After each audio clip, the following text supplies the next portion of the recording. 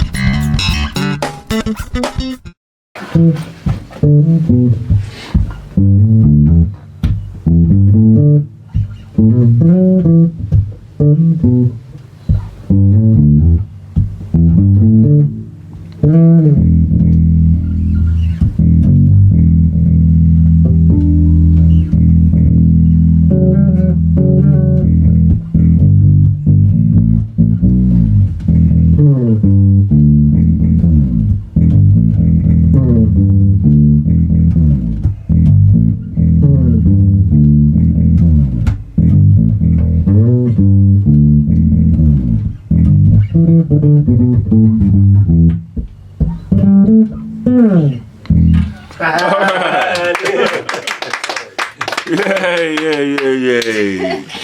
Ladies and gentlemen, bass players around the world, bass players in Michigan, Detroit bass players, welcome to the basement. That's BASSMINT. And we got a nice, fine young bass player here who I've been begging to interview for like, I think since last year. How about that? And since it's 2017, I've been begging her to do an interview with her since last year. She always agreed to it, but there's always something in the way, man, like special guests coming from out of town and everything. And then she'd have to go to a gig. So we got her. And thank you for coming. Tell us your name. My name's Libby Palackdharry. Could you say the last name again? Palackdharry. It's okay if you can't say it. Palackdharry. Milk. Okay, Palackdharry. There we go. Hey, I love trying to get things right. You know, I know people mess it up all the time. Have you ever been on stage and they say, "Oh, I'm bass, Libby Palackdharry"?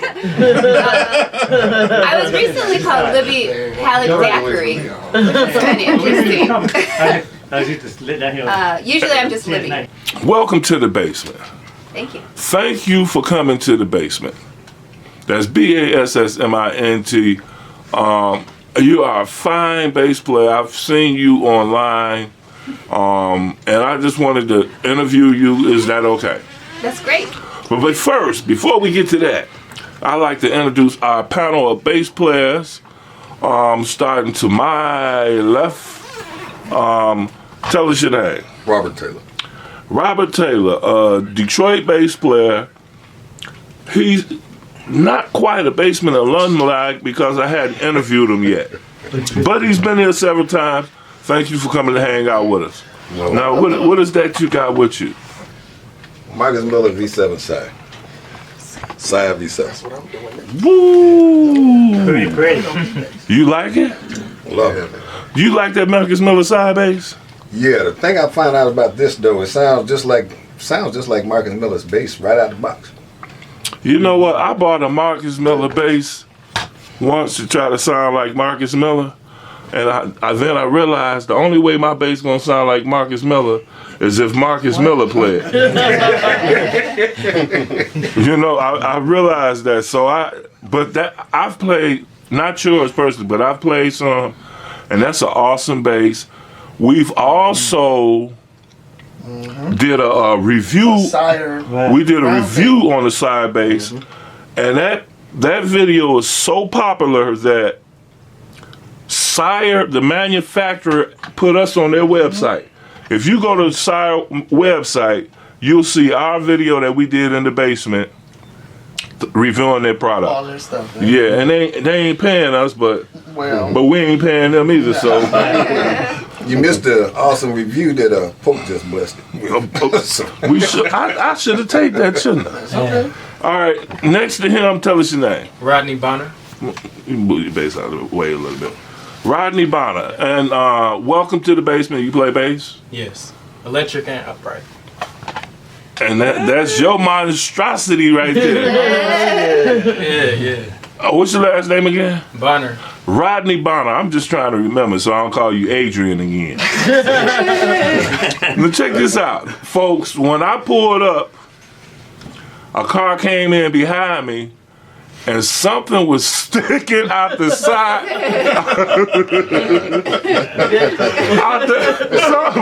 Something was sticking out the back window. And because I'm a bass player, I knew what that was. I'm like, somebody done brought her upright to the basement. John Sargent asked me, he said, can I bring my dog, what did he call it? A doghouse. His doghouse. I'm like, not necessary. I don't think we're gonna have enough room. And then I saw him pull it up. I was like, is that John? I told him not to bring that. For you, it's okay though. Okay, so also hanging out in the basement is our number one basement alumni. Tell us your name. William B. Pope II, Pope Metropolis, Pope Star, Pope Alicious, Potpourri. Potpourri. Pope Nasty, Pope Panther. We can go on. We can go on forever. All them popes. And recently, Glorifying God. he had a birthday, and I sent him. I sent him a thing saying Happy Pope Day. That's right. Thank you. All right, happy belated birthday. Next to him, tell us your name. Crystal Bonner, the mother of Rodney Bonner Jr. So that's why you don't have a bass in your hand. Oh, and I forgot to show Pope's bass. That's a beautiful bass. Oh yeah, that's the Popetron. he names all his basses. Yes, and he's a fine bass player, by the way. You got to go check out this interview we did with him. Next to Moms, we got who? Oh yeah. Ed Tate. Ed Tate. Yes, sir. One of my favorites. One of Detroit's finest. A heavy hitter. Yes, sir. He gets to travel. Oh, He gets to snap that passport. I'm a little jealous. Just a couple, that's all. Yeah, the other day we was on Facebook talking about the weather, right? Pope, and so everybody was showing their dashboard of their car showing like 9 degrees and 6 degrees, and then I put a picture up of a dashboard temperature of it had 108 degrees. I told Ed, I said, it's 108 in Westland. You see this right here? We wearing shorts and sandals. And he replied back, he said, yeah, that thing is broke. Like, you need to go get that fixed.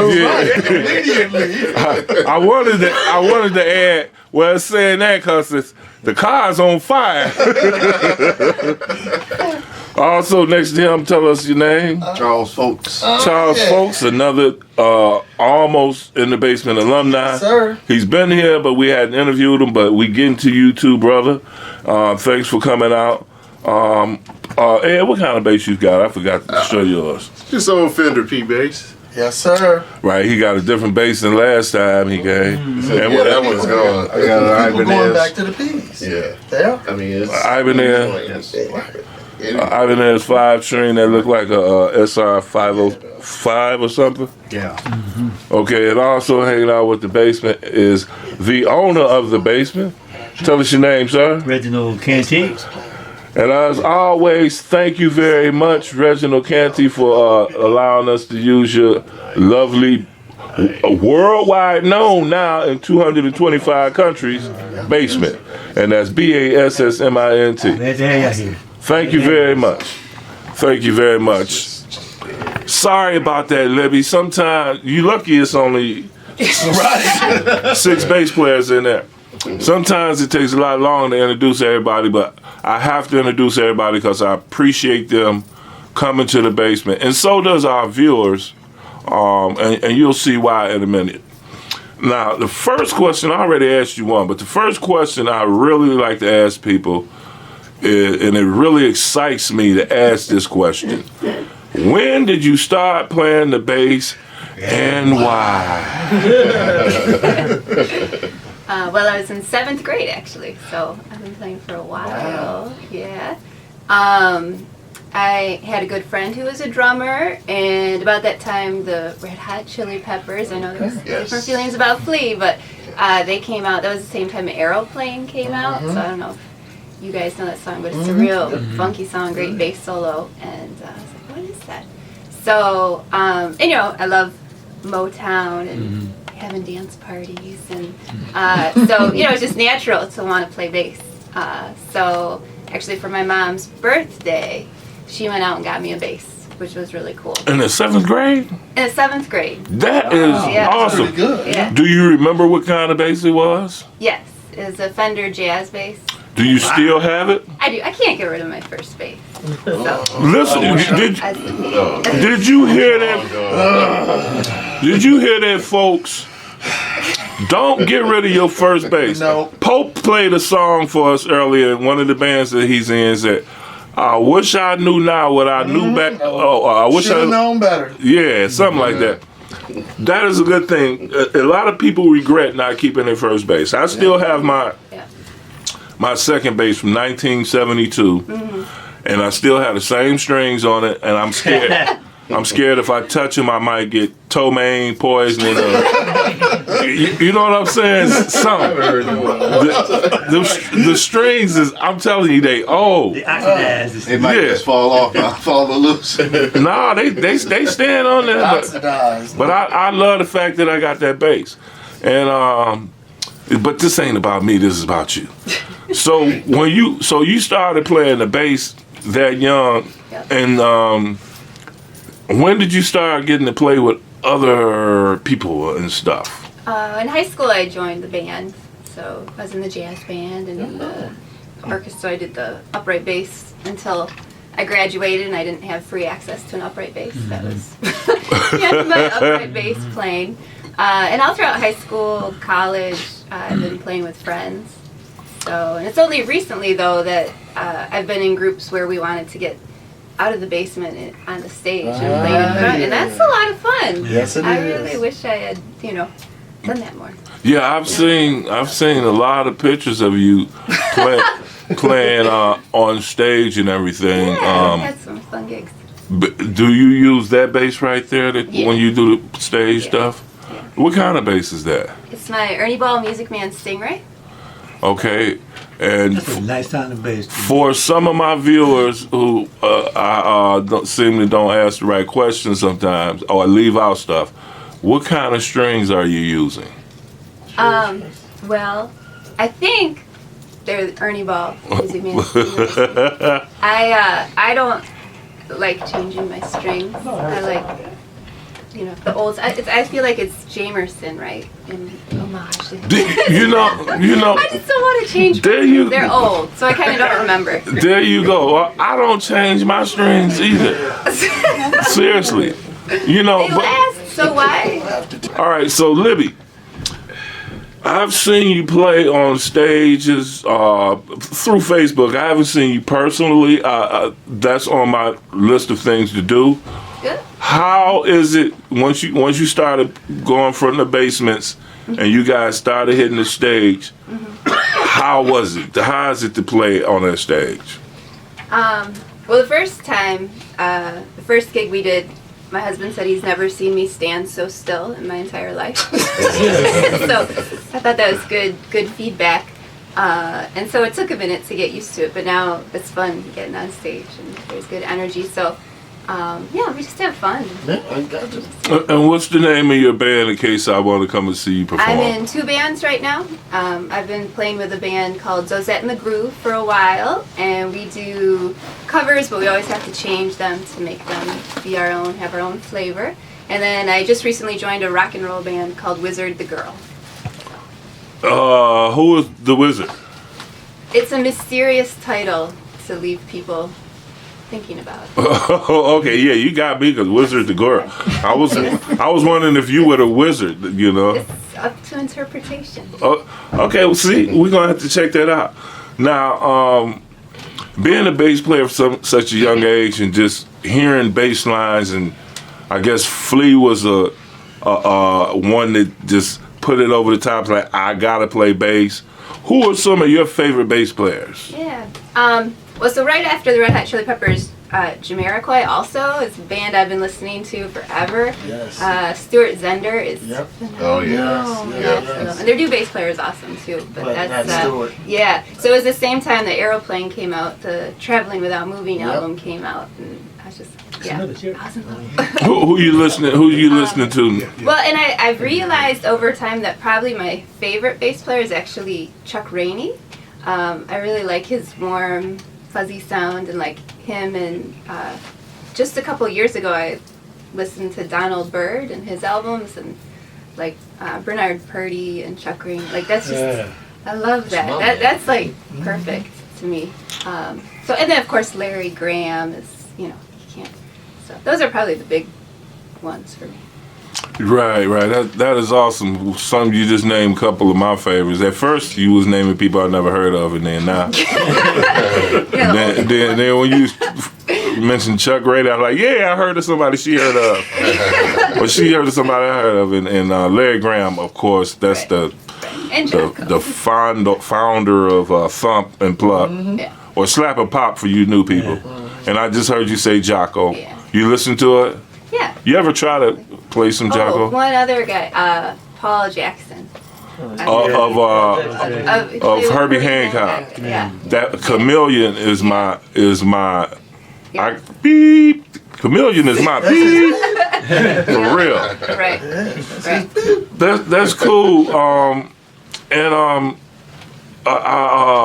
I ain't want to keep you. You know that. You got to leave at 5:45. Hopefully it's only 4 o'clock.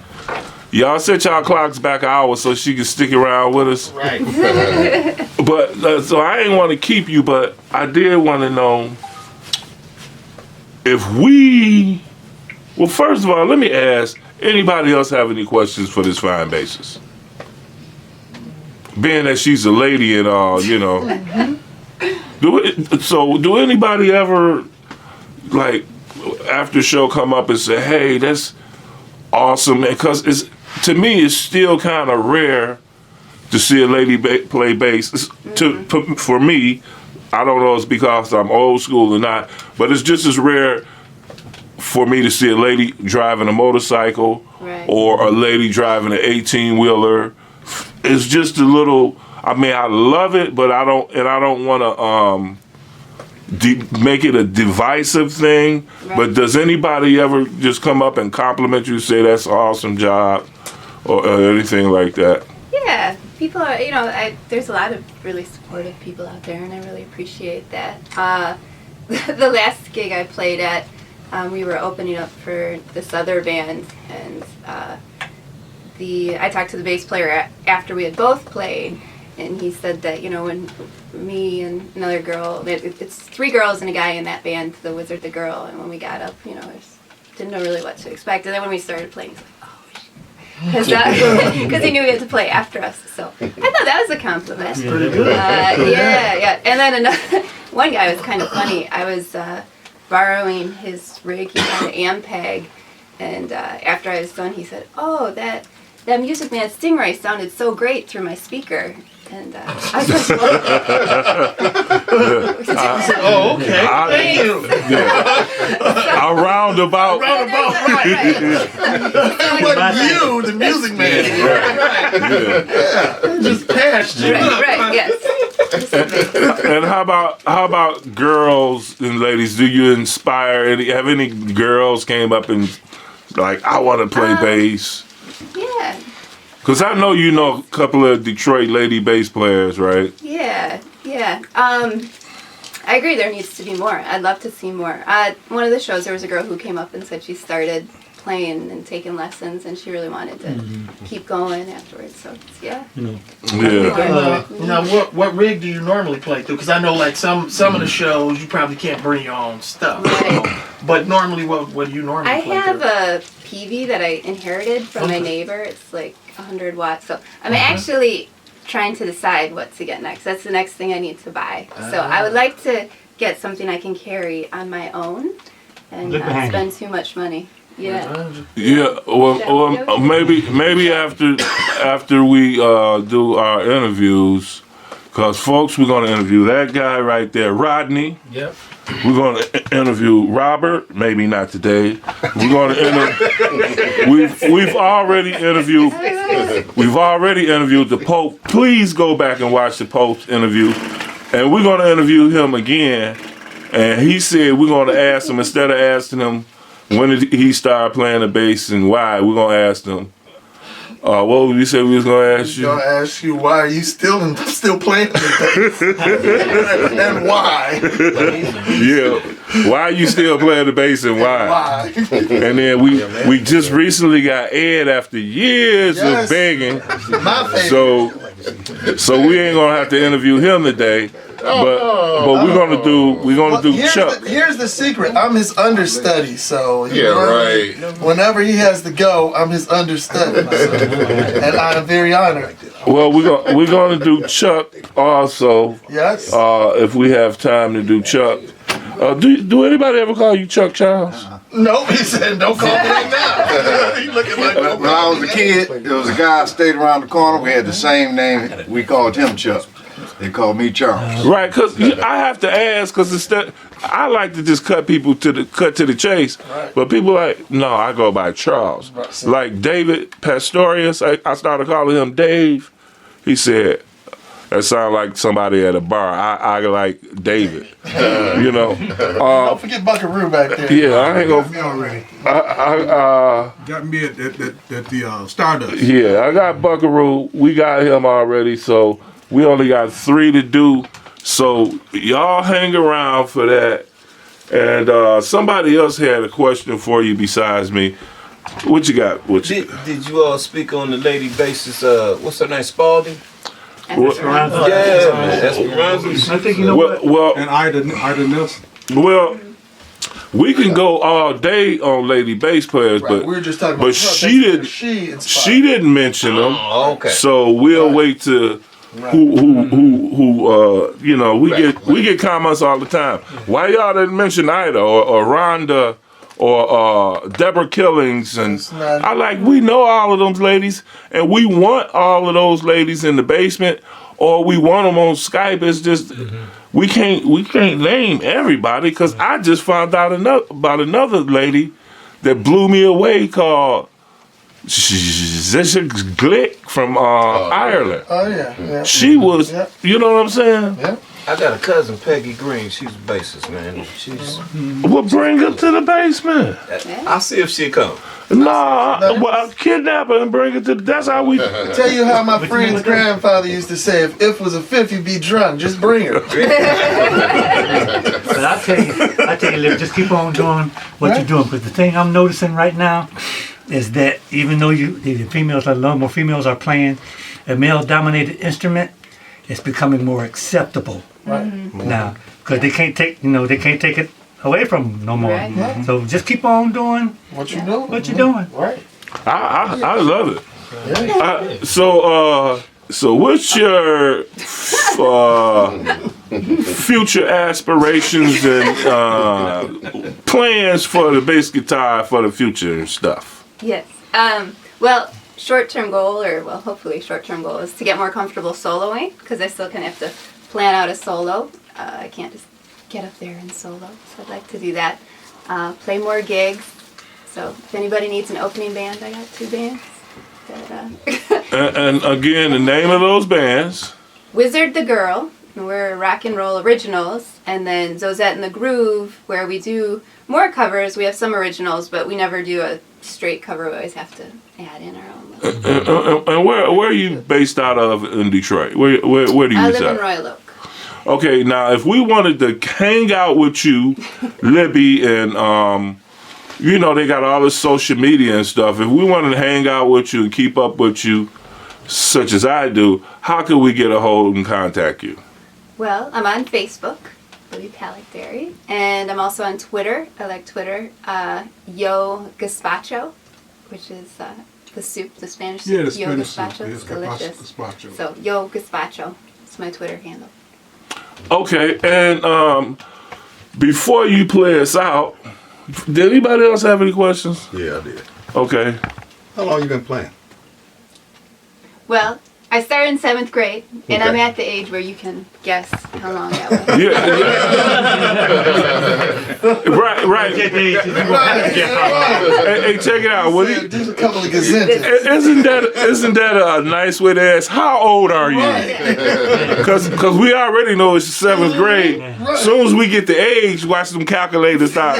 We know how old you are. But we're not gonna do that to you. If you don't want to, but we can find out now. There were some clues. Yeah, just go to her happy birthday section on Facebook. Before you play us out, Libby, is there anything that you would like to say in closing?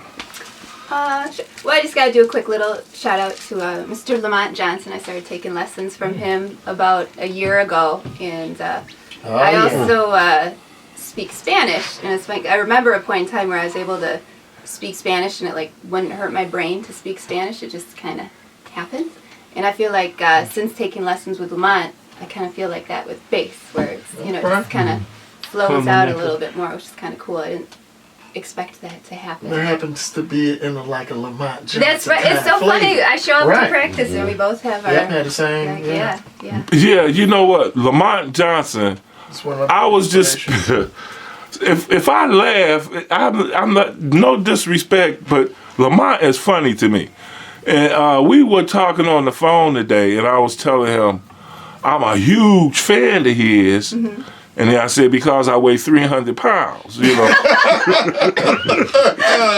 I say, but I don't mean weight huge. I mean, I'm a huge fan of yours. And he just bust out laughing. And shout out to Lamont Johnson, one of the baddest and finest bass players of all time out of Detroit. I could talk about him all day. Yep. And if anybody else want lessons with Lamont Johnson, just go to Facebook, hit Lamont Johnson. First listen to his records. Yes.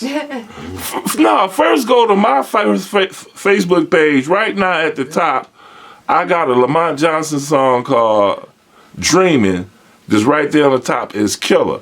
And then he throw in some... Or Easy Thing. Go to Easy Thing. That's what I patterned me playing after. When I heard him, I stopped how I played, and I know he probably going, you owe me for that lick, and you owe me for that. Because most of my licks are his. Yeah, but on that song, Dreaming, it's a jazz, and he's singing. Well, This Must Be Heaven. Oh, right. I know which one. But Dreaming is a jazz thing, and he's singing, and he killing it. Then in the middle, he got the most unique solos, man. And now he does a lot of teaching, and he's an awesome instructor. Yeah. So y'all check him out. And with that said, Libby, why don't you play us something out?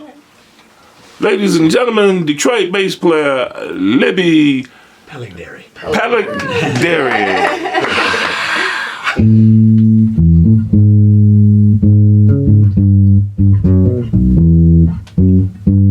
All right, some more time.